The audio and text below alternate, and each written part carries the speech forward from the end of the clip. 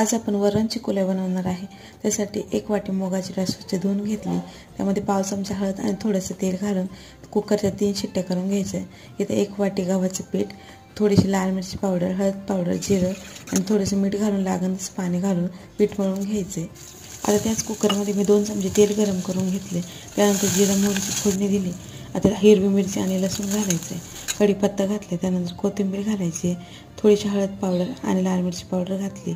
आता आपण जी डाळ शिजवून घेतली होती ती यामध्ये घालायची। त्यानंतर 1 टोमॅटो बारीक कट करून घातलाय, थोडीशी चिंच आणि गूळ घालायचे। आता ह्याला उकळी येऊ द्यायची। इथे मी जे पीठ मळून घेतलं होतं त्याचे 2 गोळे केलेत आणि असे चपातीच्या प्रमाणे लाटून घ्यायचे। आता त्याला असे डायमंड शेपमध्ये कापून घ्यायचे आणि या वरणाला उकळी आल्यावर यामध्ये सोडायचे। त्यानंतर चवीनुसार मीठ घालायचे। वरतून छान अशी तुपाची फोडणी दिली। आता यावर कोथिंबीर घालायची आणि आपल्या गरमागरम वरण चिकोल्या बनवून तयार झालेल्या आहेत।